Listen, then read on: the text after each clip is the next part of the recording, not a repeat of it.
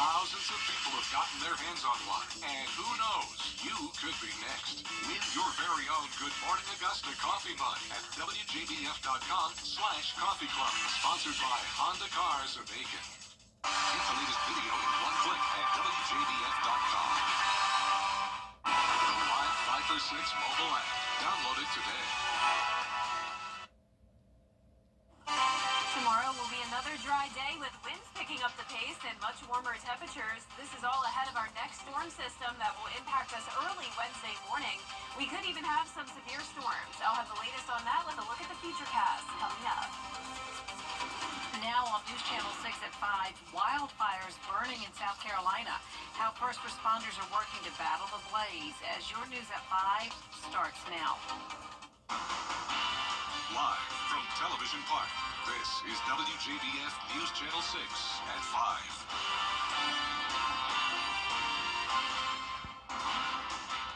Good evening, everyone. Thank you so much for joining us. I'm Jenny Montgomery. Coverage you can count on begins with wildfires burning along the South Carolina coast. 175 wildfires have burned more than 6.5 square miles in the Palmetto State. Folks in the Carolina Forest area near Myrtle Beach were forced to evacuate. This morning, volunteers gathered to give supplies and food to firefighters battling the blaze. Through our restoration department, we have a franchise called 1-800-BOARD-UP, and our guys work right beside the fire community. We respond to canteen them and to supply them while they're fighting fires throughout the year, not just in major events. We love that community. We love hanging out with them, feeding them at the fire stations, and supporting them as they're out working the fires in the middle of the day and in the middle of the night. Governor Henry McMaster has declared a state of emergency to help battle the fires. As those wildfires continue across the state, local fire departments are keeping an eye on the danger. Graham Lee joins us now from North Augusta with more on how public safety is staying alert. Graham? Well, Jenny, we have seen a few brush fires in recent days here locally, but the biggest ones are hitting the upstate and the low country of the Palmetto State. Still, firefighters here in South Carolina's riverfront are staying ready for anything. Wildfires across the Carolinas making national headlines. The danger is certainly catching the attention of our local fire departments. The state for the past few days has been burning inward from both ends, from the coast and from the upstate. So it's always great to take heed when things like that are happening around you, because it can just as easily happen here. North Augusta Public Safety responded to a brush fire over the weekend, and things here have been relatively quiet. While the CSRA is not in the danger zone, firefighters say the air quality is cause for concern. Fortunately, at this exact moment, the majority of the wind is pushed through, but we're looking for moisture to come back into our area to keep the volatility of any debris from wanting to burn. So in times like this, when the relative humidity is extremely low and we have such a dry air mass in place, it heightens the chances for any controlled burn to get out of control very quickly and spread to unwanted areas. As public safety continues to keep an eye on the weather, they're also making sure the community is doing their part by heeding the warnings. Any synthetic material shouldn't be burned. The South Carolina Forestry Commission does a great job of explaining what yard debris is and what is allowed to be burned. A reminder for the city of North Augusta, debris burning is not allowed by city ordinance. Other than that, we're just kind of pushing out to the public, hey, look out for your open burning right now. And the community does just such a great job of taking care of us when we do things like that. So the department specifically, we can just continue doing business as normal because this is a great community to serve. So the burn ban will stay in effect until further notice. Firefighters are warning the community to avoid burning at all costs, but if there are any immediate threats, to call 911. Live in North Augusta, Graham Lee, WJBF, News Channel 6. All right, Graham, thank you. Chief Meteorologist Jenna Petracci joins us now with a first check of the weather. Well, because of those ongoing fires, we do still have that special weather statement in effect for the majority of the CSRA, and this goes all the way until tomorrow at 8 p.m. Now, we definitely have the low humidity today. The winds aren't as high, and tomorrow we're switching gears. So we'll have higher relative humidity tomorrow, but then the winds are going to pick up the pace. So that's why we're going to see that threat extend all the way until tomorrow evening. Right now, the relative humidity humidity is below 20% in a lot of the area. So once again, like we just heard, a very dry air mass is in place across the CSRA, but that will be changing tomorrow when a cold front comes through, and we'll get into that in a moment. But right now, those winds are coming out of the southeast, very light. Thank goodness, only up to around 5 miles per hour. And we do have beautiful sunshine to enjoy today. This is a look at our Terry Lambert Hyundai Skyview cam. You can see the American flag really not blowing here at all over at Augusta Regional Airport. Now, it is a warmer day than yesterday. We definitely have had a big variety of temperatures. We were very warm on Saturday.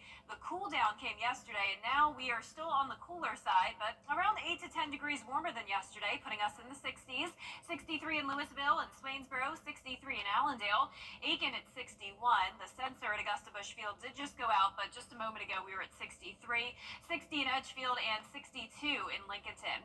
So clear skies for everyone, just a great day to be out and about. But as we zoom out here, we do have some changes on the way. Cloud cover to the west of us with this low pressure system, which doesn't look very daunting right now, but this will bring the chance of severe weather to parts of the deep south tomorrow, and then it'll be knocking on our door Wednesday morning. In the meantime, tonight we'll dip down into the upper 40s by 8 p.m., staying clear and dry. And looking ahead here, we'll be watching Wednesday morning very closely for the threat of severe weather, and that'll be followed by another cool down by Thursday. I'll have your full 10-day forecast coming up shortly, but back to you, Jenny. All right, Jenna, appreciate it. An Aiken County Fire Department may shut down, leaving people worrying about safety and response times.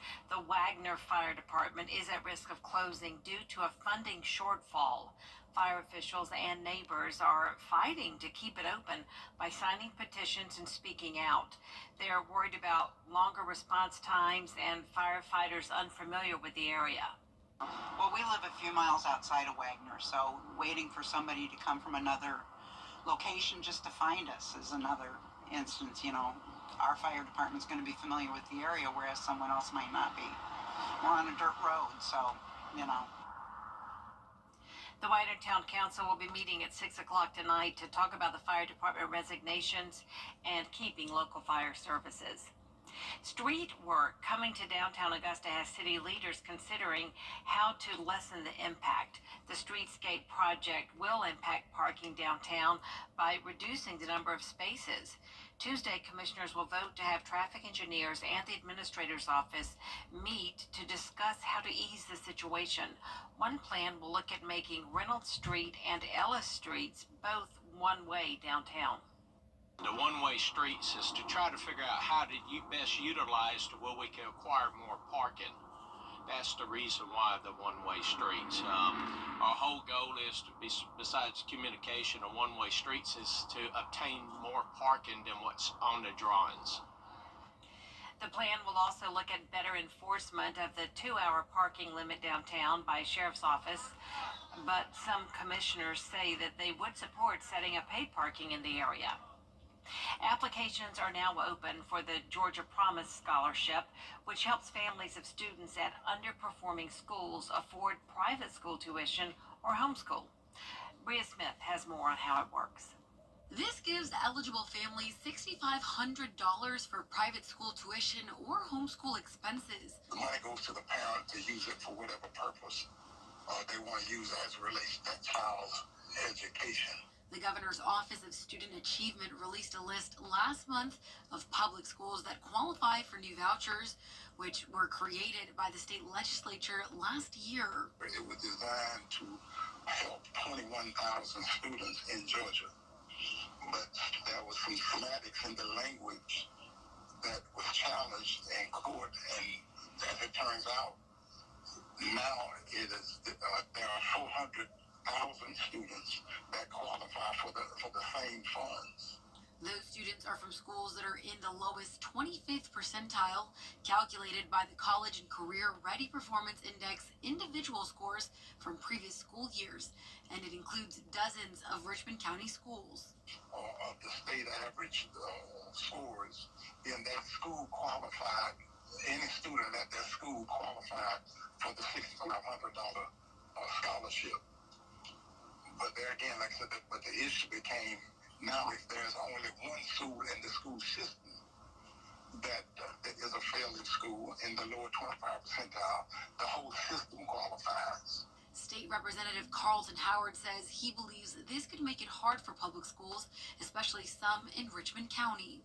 And that QBU formula has not been addressed or modified in over 40 years, about 40 years, which means schools they're not being funded properly, first of all.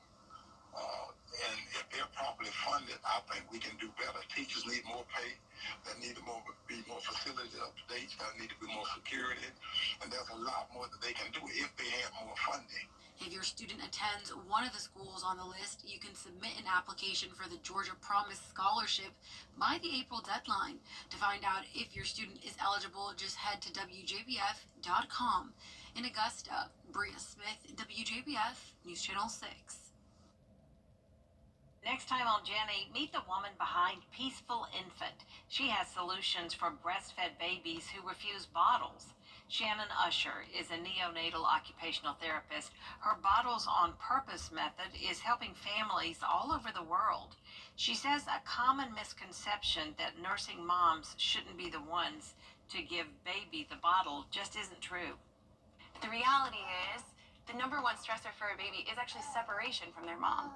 And so when you take mom out of the picture, that actually adds a little bit more angst and stress around the situation. A mom is actually the number one person to feed a baby. Oh, okay. Yes. So, Yeah. But when you start looking at things like alignment, so that just means making sure that your body is aligned in space. So essentially for a baby that's feeding, you want to see their ears over their shoulders, over their hips.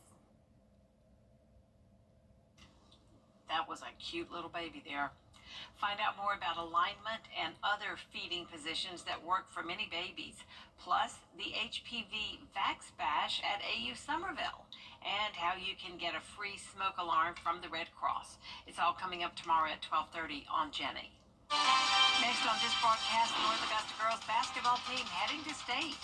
We'll have live coverage of their matchup against Lower Richland next.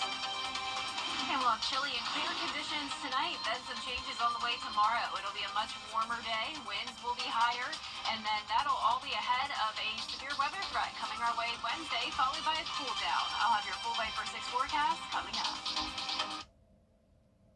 It's Hometowns Week.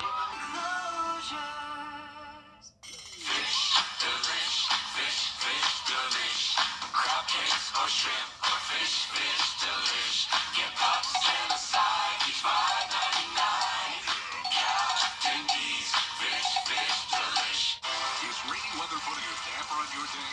Enter to win your very own live Viper 6 umbrella today. Visit WJBF.com and click on Contest and fill out the entry form for your chance to win. Getting your hands on a live Viper 6 umbrella has never been easier. That's right. Lucky winners will be announced weekdays on News Channel 6 at 6. Who knows? It could be you. Sponsored by Busby's Heating and Air. When quality matters, call Busby's. Trusted since 1945. Today, the North Augusta girls basketball team is vying for a spot in the state championship game in Florence. WJBF's Gabriel Stovall is live from their game against Lower Richland. The game just wrapped up, Gabriel. Thank you, Jenny. Yes, well, for those of you who are North Augusta High School fans and you're looking for double representation in the state championship game, well, you're halfway home. That's because the Yellow Jackets, the Lady Yellow Jackets, they did their part scoring a 42-34 win Monday afternoon over Lower Richmond here at the Florence Center in Florence, South Carolina. Selena Grant and Kennedy Wright both scored a team-high 13 points apiece. The game was pretty nip and tuck the whole way. Lower Richland kept it close. They got down to just about 4 points toward the end of the fourth quarter, but the Jackets never trailed in this one, and they'll go on to move to play the winner of South Point and Westside. They'll get a chance at a 6th state championship in the last 8 years. Now, they're going to have to wait. We're going to see here the North Augusta boys series right now, up 26-19 at the half against Wilson. They are 16 basketball minutes away from making it a class for a potential class for a sweep for North Augusta in the state championship game. So we'll have more on that game, on the North Augusta boys game for you and later broadcasts. That's it for now. Gabriel Stovall reporting live at the Florence Center, Florence, South Carolina, and I'll toss it back to you, Jenny. All right, Gabriel, thank you so much for that report. Still ahead, the conditions that lead to wildfires. Meteorologist Miller Hyatt explains the risk factors next. Weather headlines on WJBF News Channel 6. Brought to you by Hickson Roofing. If your roof needs fixing, call Mr. Hickson. Morris Opticians is her. Hello? You gotta get your story straight. What an idiot. Get it through your noodle. Don't give a rat's behind. That's and I'm just getting started. Judy Justice. Weekdays at 3 on News Channel 6. Now, your most accurate forecast with WJBF Live 5 for 6. Welcome back and happy Monday. It's another dry and beautiful day. This is a live look at our Terry Lambert Hyundai Sky View Cam from the Augusta Marriott looking over the river. Not a cloud in the sky, and unfortunately our sensor is still out at Augusta Busch Field. But I can tell you it's sitting around 62 degrees. That's what we're seeing for the most part around the area. 61 in Thompson and Gibson, 62 in Lincolnton. Barnwell and Allendale, you're at 63. Same thing in Sylvania. So overall, some pretty consistent temperatures for us on this Monday evening. High pressure's in control, but exiting up towards the northeast as low pressure comes in from the west. This is what we're going to be watching as we head into our Wednesday morning. So right now, really not seeing much rain associated with this system, but that will change very shortly. There will be a threat of severe weather over towards the deep south first, including parts of Mississippi, Louisiana, and then for us, this will impact us early Wednesday morning. So no worries for tomorrow. The only thing is that it will be cloudy and pretty windy. Notice the winds start out calm, but that quickly changes as we have that southeast wind up to around 15 miles per hour sustained, and by Tuesday evening, we could have gusts up to 35. Temperatures will also be noticeably warmer tomorrow, back into the low 70s, and we could use some rain from this system, but of course we don't want any severe weather. So the latest on the drought monitor is still showing that first phase of drought, so the rain we do see from this system will be beneficial, but unfortunately there is that threat of severe weather with it as well. We have all this warm and moist air coming in ahead of the cold front, which will help to fuel those storms. So let's take a look at it now on our future cast. This is 2 a.m. on Wednesday, so very early in the morning. That's when our northwest counties see the rain first. Now, it's this leading line here that will have the potential of some gusty winds, even outside of any thunderstorms. So regardless of if we have severe storms or not, it will just be plain windy with gusts up to around 40-45 miles per hour as that line comes through. There's 7 a.m. So this will definitely make for a messy commute Wednesday morning. You need to leave with plenty of time and take your time on the roads. By 9 a.m., this is impacting places like Barnwell, Bamberg, and Allendale, Lincolnton, Washington, Crawfordville. You're already clearing out. So luckily, this is going to be in and out, so no major threat of flooding. And by Wednesday afternoon, we're sitting nice and sunny again. Now, this is the latest threat from the severe Weather Prediction Center. You can see we have the chance of a slight risk of severe weather for half our area. So that does include Augusta, Aiken, Waynesboro.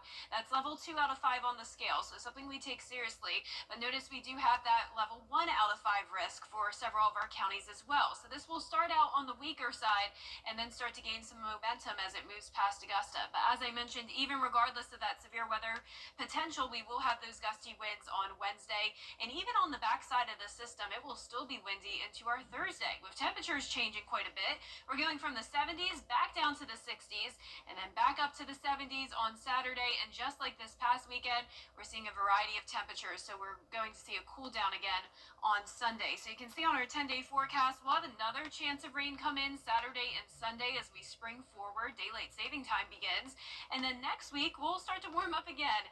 Temperatures back into the 70s, and just a reminder that we do still have that threat of wildfires in the CSRA, and wildfires aren't just random. They're the result of a specific blend of weather, fuel, and landscape conditions.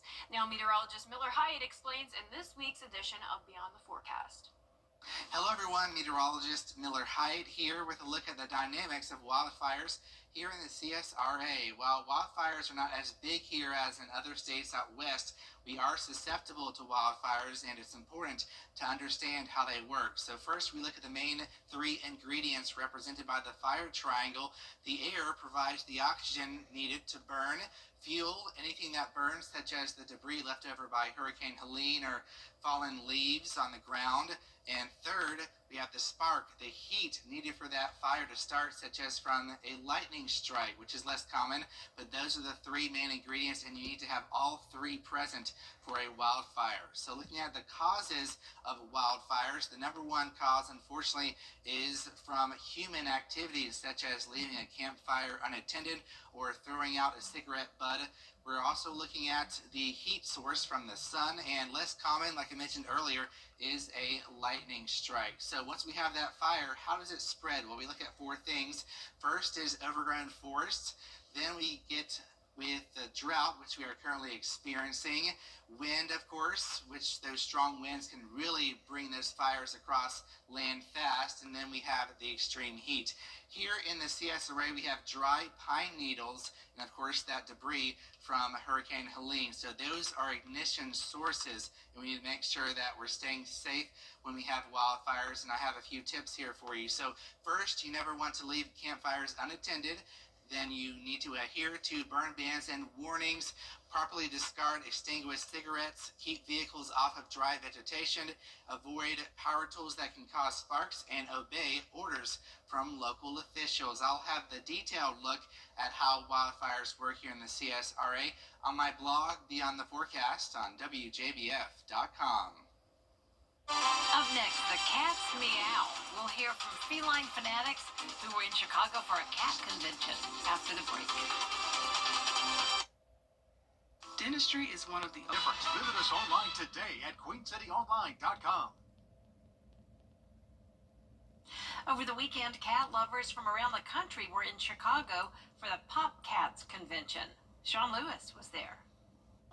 In Ravenswood, we found a group of people with a lot of catitude. We're at Popcats. It's a cat con with everything anyone who's ever loved a cat could ever want. Cat Wonderland. Popcats is the brainchild of Edgar Flores and his sister. It's such a nice and warm feeling, to be here. It's very comforting. Popcats has quite a history. The first one was in Miami, 2017, with others that popped up across the country.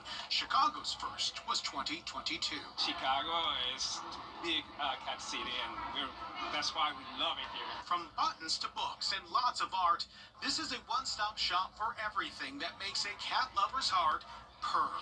And mixed in with the mass of humans at this feline festival are the guests of honor. Local rescues are invited in with their cats who are looking for a new home. I'm a big cat fan, so it was perfect. Kelly Massey drove from Indiana to share in her love.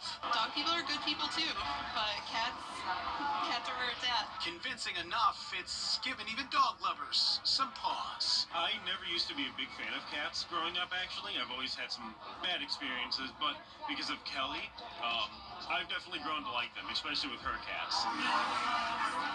For the hundreds of people here, I always have a catitude. this is a way to bond, to buy, and to escape into a world of zoomies and catnaps. I think that's the only thing I'm subscribed to on Instagram. Cat videos. The excitement of being around other people that love the same thing you love, which is cats. And that does it for us this half hour, but we do have more coverage you can count on coming up at 5:30, including fears of more layoffs among government employees.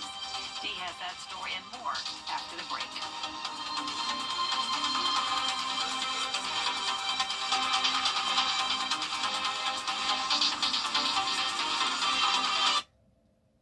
You've been in a serious...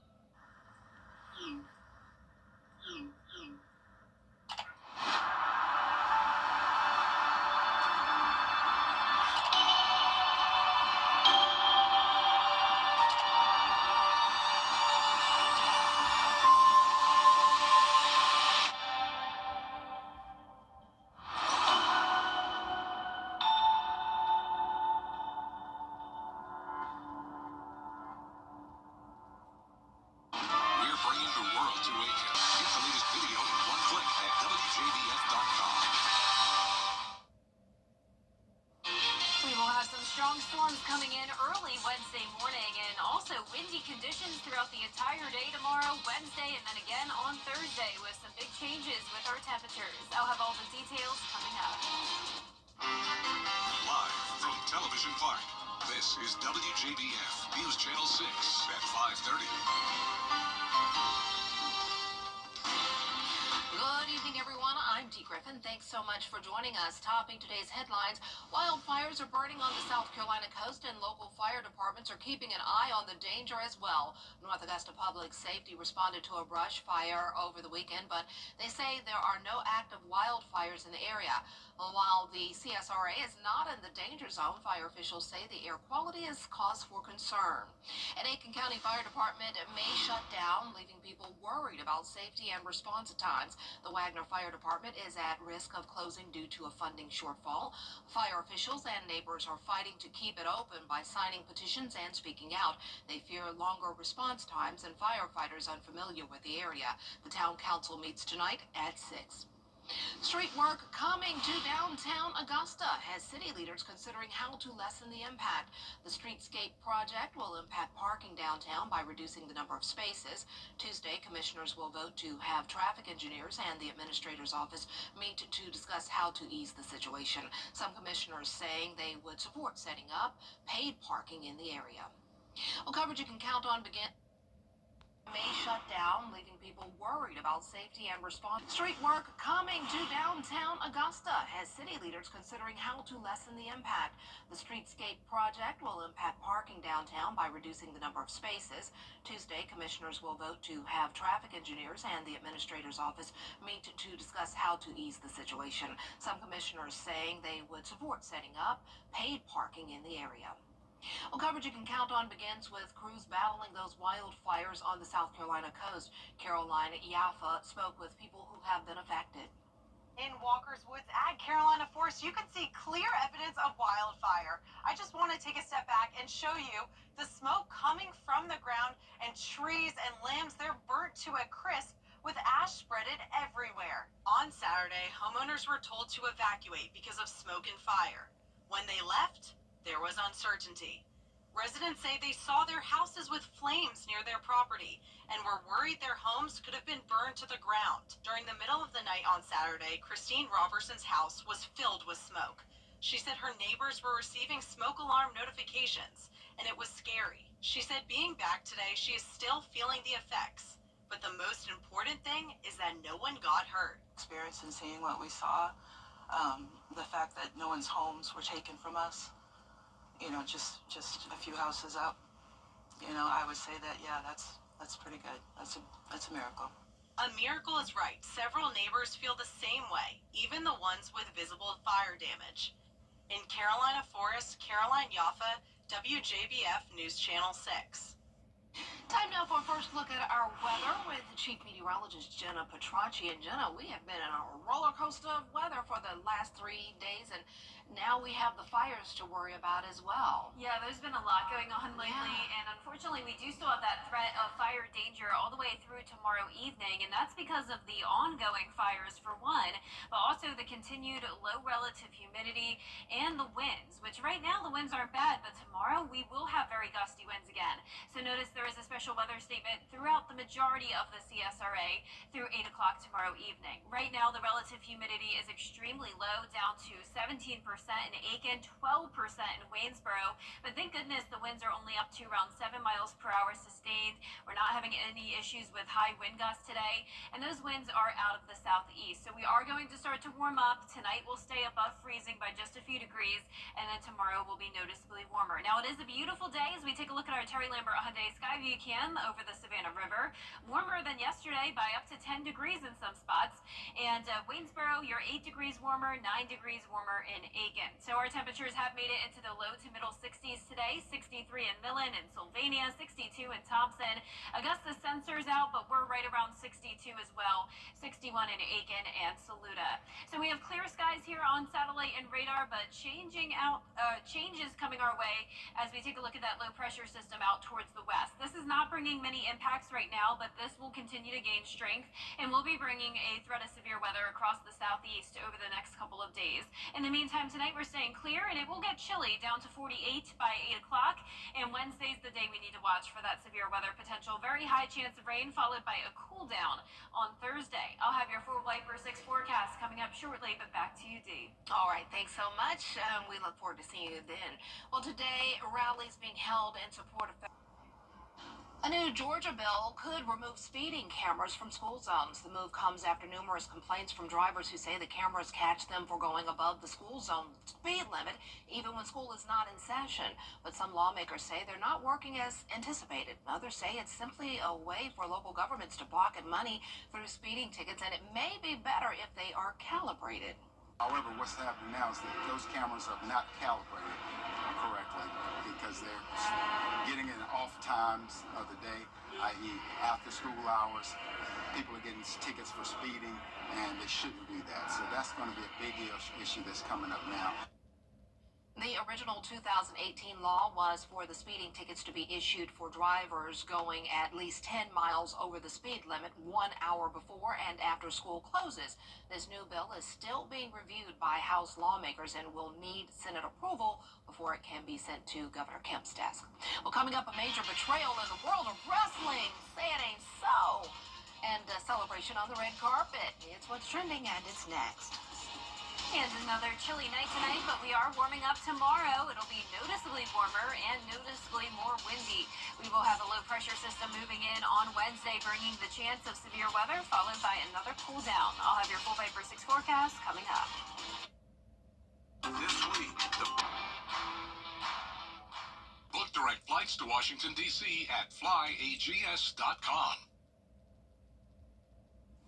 Welcome back. It's time now for a look at what's trending. Sunday, the stars were out for the Oscars, and one film cleaned up at the annual awards show. Melissa Dawn has more. And the Oscar goes to Honora. The 97th Academy Awards breaking barriers. Independent film Honora nominated for 6 Oscars and taking home 5, including the top prize. Best Director winner Sean Baker breaking a record, winning 4 Oscars for the same film in one night. Where did we fall in love with the movies? At the movie theater. And let's keep the great tradition of the movie-going experience alive and well. The film star Mikey Madison taking home Best Actress. She was one of 13 first-time nominees. I never would have thought anything like this would happen in my life. Mommy! And moving acceptance speeches, including Best Supporting Actress winner Zoe Saldana for Emilia Perez. I am the first American of Dominican origin to accept an Academy Award, and I know I will not be the last. There's no fight we can. The awards, including Best Costume designed by Paul Tazwell, becoming the first black man to win the coveted award. One of the main themes of the story of Wicked is the marginalization of a person of color, and that brings very direct to what my experience has been. Kieran Culkin winning Best Supporting Actor for A Real Pain. Adrian Brody taking home Best Actor for The Brutalist. The evening also honoring the first responders of the Los Angeles wildfires, and first-time host Conan O'Brien leaning into his new role. I love The Brutalist. I really did. I didn't want it to end, and luckily it didn't.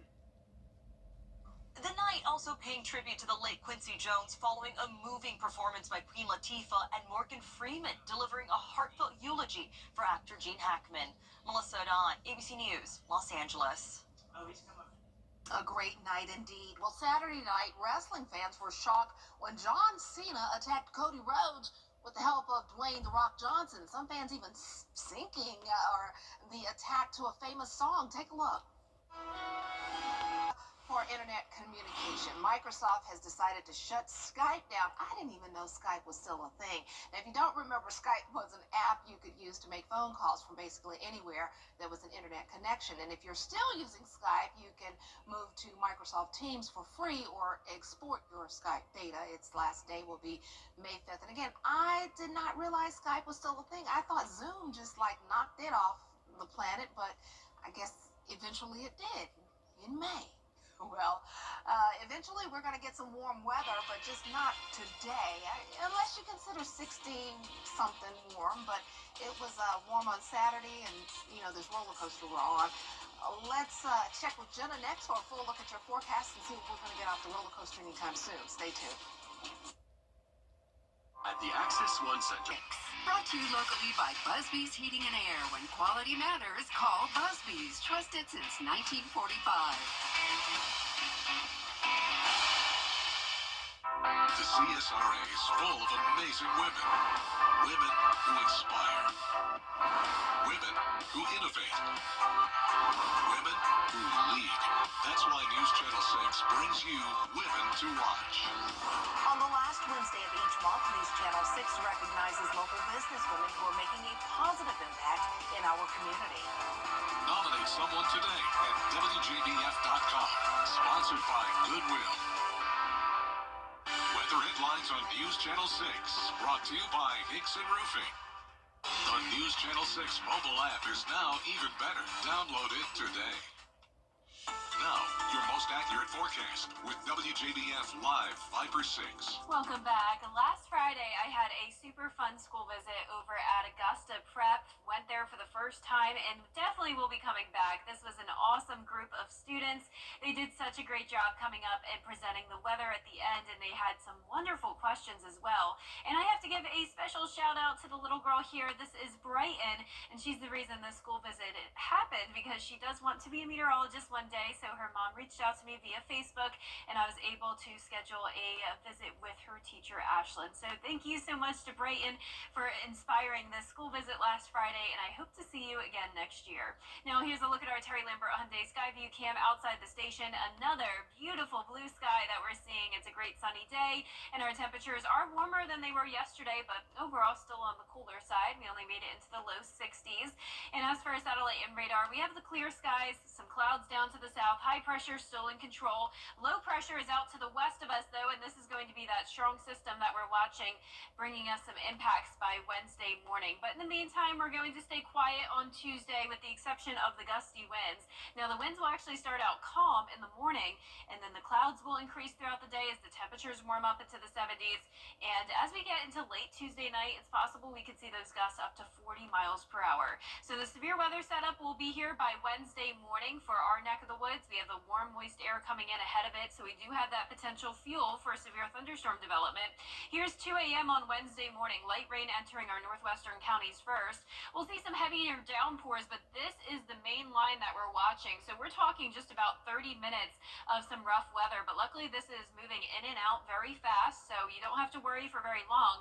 Now, the downside is that this is happening to move in right around rush hour traffic time on Wednesday morning, so you need to leave with plenty of time, drive with caution, and be aware of the very gusty winds. That's a certainty with this system, so even if we don't have severe weather development, it will be gusty whether we have those severe storms or not. Now, when it comes to severe weather, though, the Storm Prediction Center does have us under a slight risk of severe weather from Richmond County down towards the south, so that's where there's the higher chance of some of those storms becoming severe. But look at these wind gusts. We could be up to 50 miles per hour on Wednesday, and even tomorrow, as I mentioned, by the evening hours, it'll get very windy, and we'll even still have some of those gusts into Thursday. So it's going to be a breezy day on Thursday with another cool down. Our temperatures are going into the 70s for now, dropping to 60 on Thursday, and then back into the upper 70s by Saturday. And just like this past weekend, a warm Saturday and a cooler Sunday, so we're keeping that trend going. Our lows tonight will be in the mid to upper 30s. We will stay above freezing. Highs tomorrow will be in the upper 60s to low 70s, and that 10-day forecast is really only showing that main one chance of rain. Now, I am expecting some more rain and maybe a few storms to move in Saturday night into Sunday, but even into next week, we're mostly dry, and those temperatures continue to fluctuate from the 60s to the 70s. All right. Well, at least they're not dipping down even lower, so that's no, good. I mean, we're in March now, so you would think we'd be done with the 50s. Yeah. But And you're channeling the spring, so that's good. yes, I'm excited for the spring tea. I love March. Oh, good, good. Well, thanks so much. Still ahead, a woman in Colorado helping save lives. Why she made the decision to donate a kidney at 72 after the break. Wednesdays at 12:30 on WJBF News Channel 6.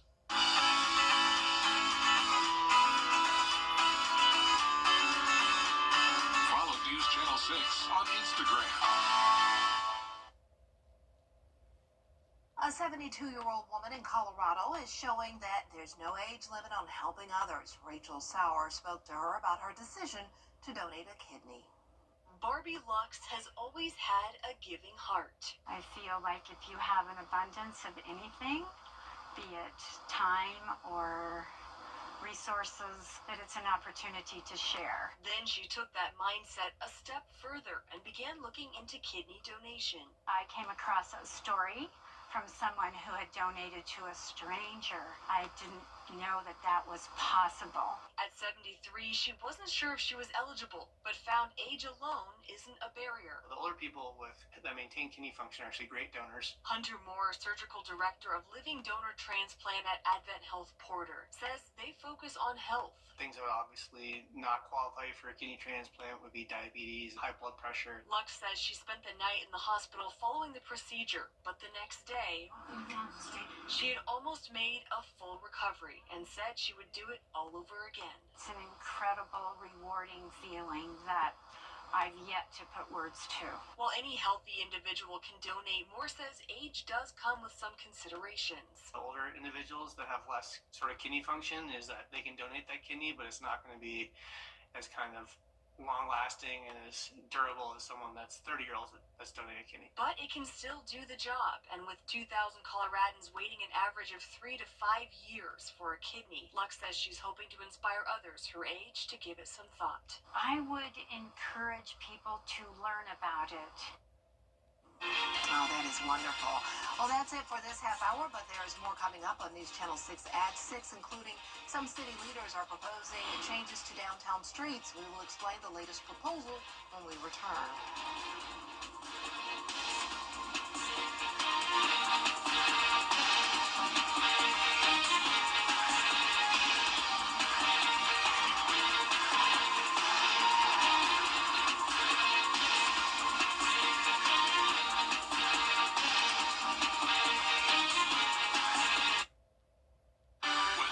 On WJBF News Channel 6, brought to you by Hickson Roofing. If your roof needs fixing, call Mr. Hickson.